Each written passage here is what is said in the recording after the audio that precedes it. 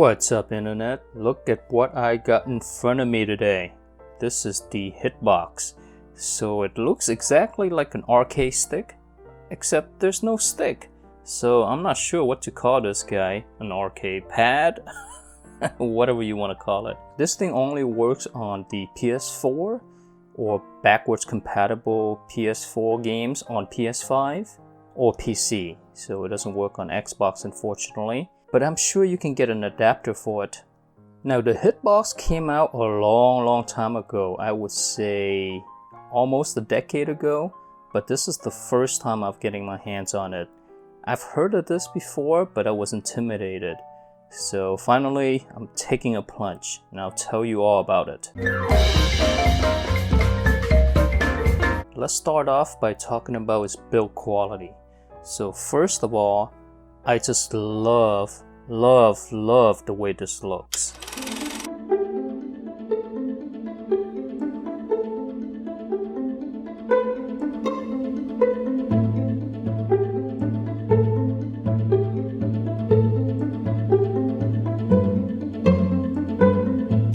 There's a hitBOX logo here on the side, and the buttons themselves are white and red.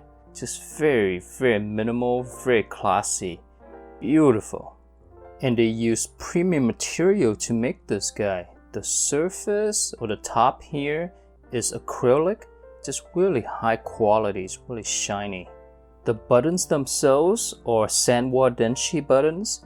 Supposedly these buttons are the best of its class in terms of arcade buttons. And the case itself is metal. See that? Sturdy like a rock.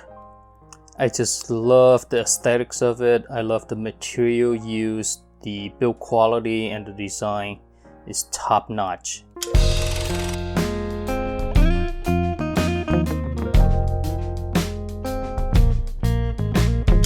There are 4 menu buttons here, as you can see. This is Start, Select. I think this is the Home button. This is the Trackpad Click. What's missing here is the left and right thumbstick buttons. Now some fighting games like Dead or Alive 6 require you to press the right or left stick buttons for maybe menu shortcuts or menu navigations. Just keep in mind that this controller does not have that. They're hidden on the top here, so the surface is not all cluttered up. This just looks so clean, you know, it just looks so nice.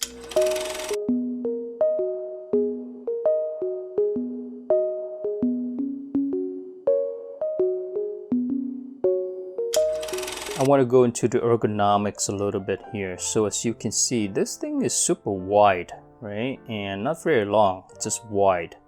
It's a little bit shorter than a full-size keyboard, and it's about half an inch longer than the, the height of the keyboard.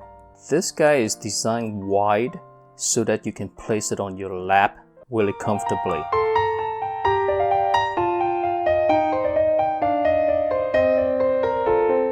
You can place this on a table, but I don't think that's the most comfortable position depending on how low or high your table is. When you place your hands on the controller, there's this edge here that kind of digs into the bottom of your palm. See that? So it gets pretty uncomfortable if you play it like this.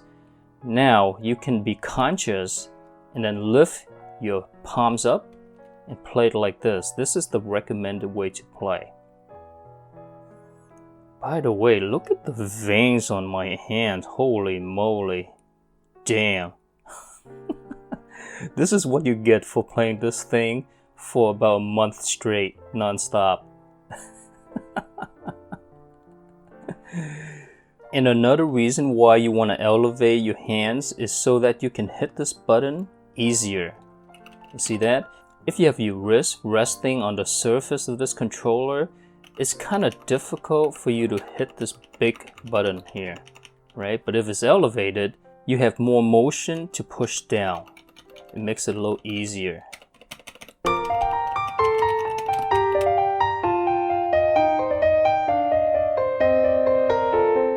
Alright, let's move on to the button placements. As you can see, this is an all button arcade stick.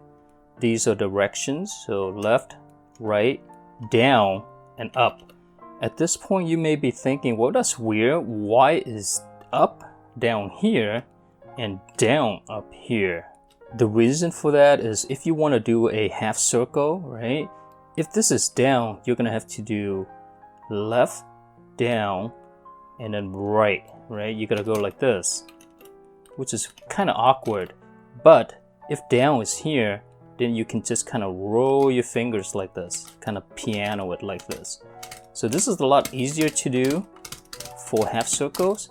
With a controller, for example, down is down and up is up, and you've been used to that for years and years and years, right? For me, it took about 2 weeks straight of playing every day to get used to it. And actually now, I still haven't gotten used to it. What really helped me to get over the hump is think of this as a space bar, right? And the space bar on the keyboard is usually for jump, right? Jumps means up. So this is down right here, and then just space bar is up, right? So for example, yep, jump, jump, see that? And then half circle. There you go. I've been using gamepads like this for really my whole life. And this is the position that I'm so used to for years and years and years.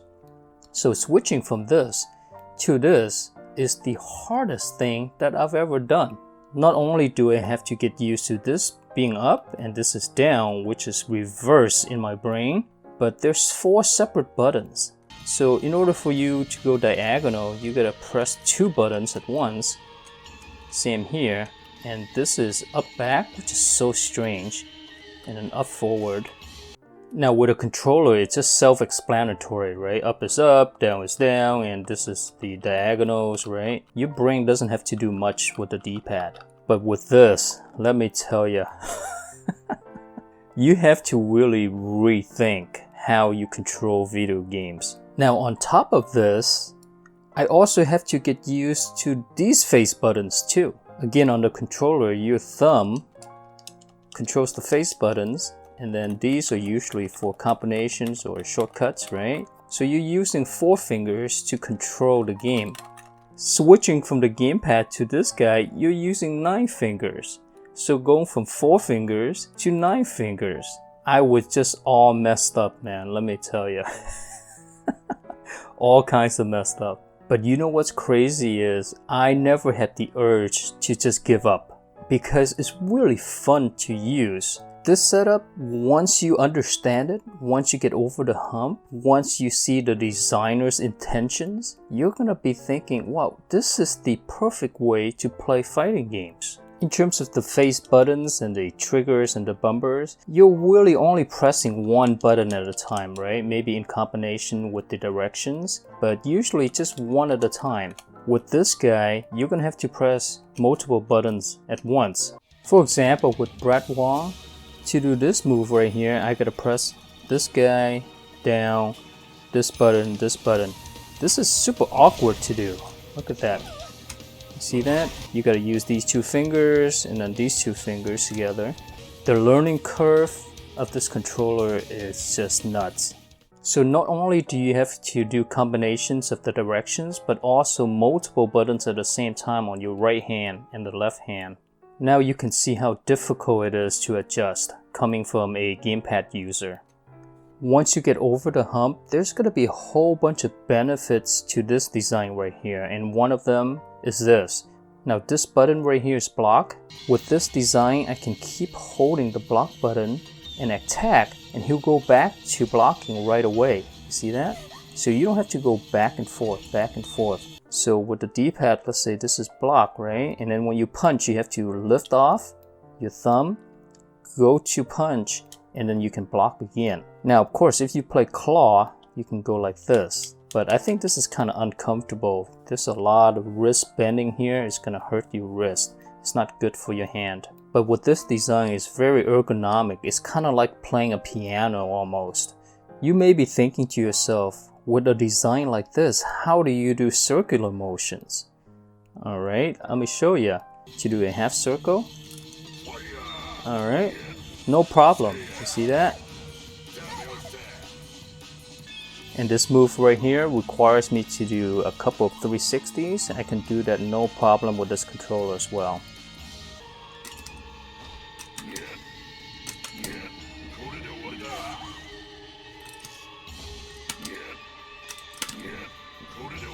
See that? No problem, 2 in a row. You just have to get used to it, that's all. Is it easier to do a 360 motion with this guy? Yes. But it's not as hard as you may think doing it with this guy. Now by far, the coolest thing you can do by having 4 separate directional buttons is you can do things like this. I can hold back with Brad Wong here, and then just keep on pressing down, and he'll do a Korean backdash. Now with a controller, you can't really do that. You can't really hold back unless you take this thumb off your face button and do this, right? But even then, that's just kind of strange. But with this setup, I can get distance from the opponent so quickly. And I can also do funny things like this. Look at that. He's not moving. You can do things like this because these buttons spring up really quickly, right? So I go back, and then I can use both hands to double tap. Look at this. Kind of go like this. Alright? And it'll register. Amazingly, it'll register. When I do this online, people probably think that I'm cheating. But it's in the game. You can do this yourself. Because these buttons are very quick and they're super responsive, double tap, it's not going to give you any problem at all. Look at that. Cool, what? Alright, let's see if we can search for an opponent online here. Oh, here we go, here we go. Okay, 1 bar, that's fine. 5-game winning streak, ooh. Oh, damn, okay.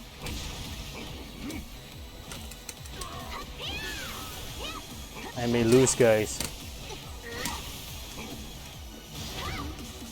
Oh, shit. Oh, shit. Shit.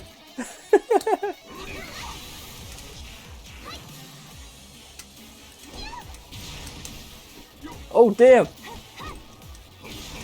Oh, damn.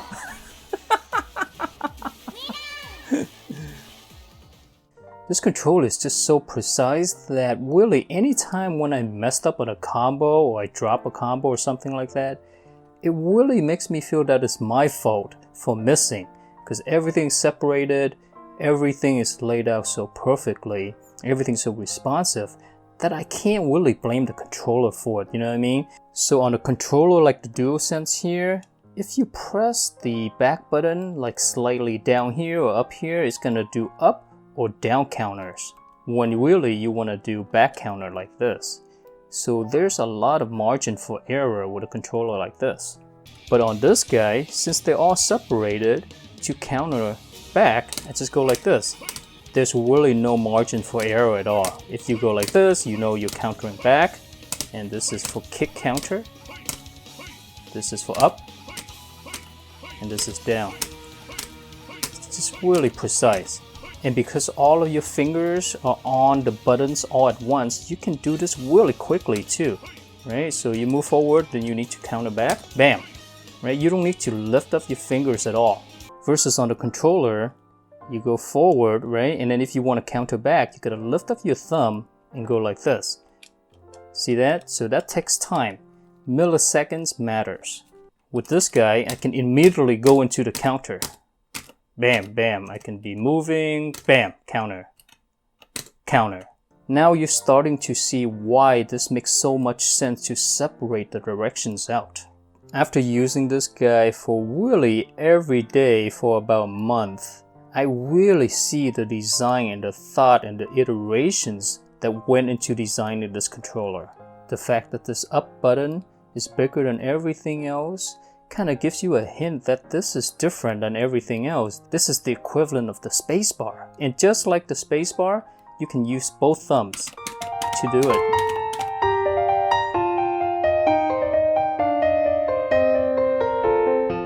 Alright, to wrap up, This is by far, bar none, my favorite fighting controller I've ever used. The design here is just genius, just absolutely genius. Separating out the D-pad into 4 individual directions is a game changer. It allows for quicker inputs because you don't have to lift up your fingers, and it allows you to do things like holding a button while pressing another button at the same time. If you're coming from a gamepad, it's gonna be extremely difficult for you to get used to this. But once you do though, this is gonna be the best thing that ever happened to you. You can do things on this guy that it's just not possible on a gamepad. There's only a couple of things that I would change about this guy, is adding the 2 thumbstick buttons up here, right? So just 2 more buttons, that's an easy fix. And then make it also work on the Xbox as well. That would be amazing. I really cannot express to you how much I love this thing. If you are a fighting game fan, if you play a lot of fighting games, this guy is a must-have in your collection.